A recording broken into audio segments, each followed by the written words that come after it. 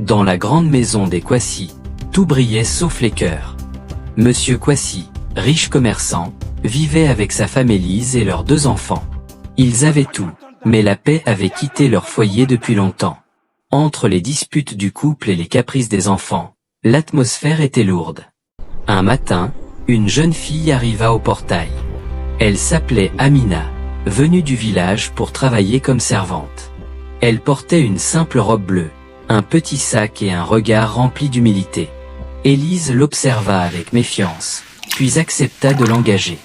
Les premiers jours furent difficiles. Les enfants se moquaient d'elle, Élise la grondait pour des broutilles, et même Monsieur Kwasi l'ignorait. Pourtant, Amina ne répondit jamais avec colère. Chaque matin, elle saluait tout le monde avec un sourire sincère et continuait son travail en silence. Peu à peu, elle mit de l'ordre dans la maison. Elle nettoyait avec soin, préparait des repas délicieux et apaisait les cris des enfants avec douceur. Même le vieux chien, toujours agressif, s'était attaché à elle. Mais personne ne savait qu'Amina cachait un lourd secret.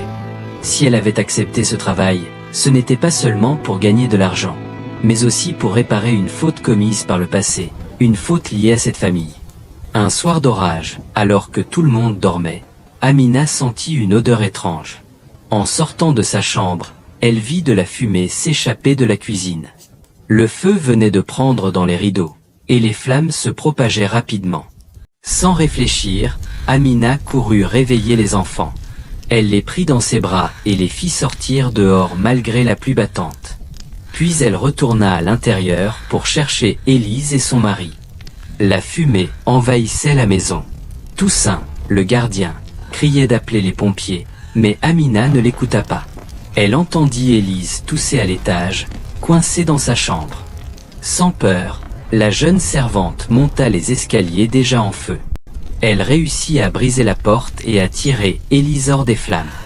Dans sa fuite, une poutre en feu tomba sur Amina. Elle hurla, mais continua à traîner la femme vers la sortie. Lorsqu'elles atteignirent enfin la cour, Amina s'effondra, le bras brûlé.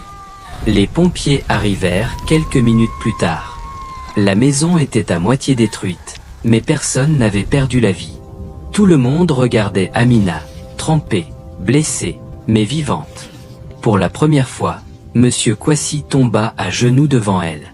Il comprit que la jeune fille qu'ils avaient si souvent méprisée venait de sauver ce qu'ils avaient de plus précieux. Les jours suivants, Amina resta à l'hôpital. Les enfants venaient lui rendre visite chaque matin avec des fleurs cueillies dans le jardin brûlé. Élise, honteuse de son comportement passé, resta longtemps silencieuse à son chevet. Un soir, alors que le soleil se couchait, Amina demanda à parler à Monsieur Kwasi seul à seul. Elle baissa la tête et dit d'une voix tremblante. « Il y a quelque chose que vous devez savoir, monsieur. » Elle lui expliqua qu'il y a plusieurs années, son propre père avait travaillé comme gardien chez eux. Accusé à tort de vol, il avait été renvoyé sans salaire, et cette injustice l'avait conduit à la ruine. Amina était venue non pas pour se venger, mais pour comprendre pourquoi Dieu avait permis une telle souffrance. Les larmes montèrent aux yeux de Kwasi. Il se rappela vaguement ce vieil homme honnête qu'il avait renvoyé sans preuve. « Ton père, il disait la vérité », murmura-t-il avec honte.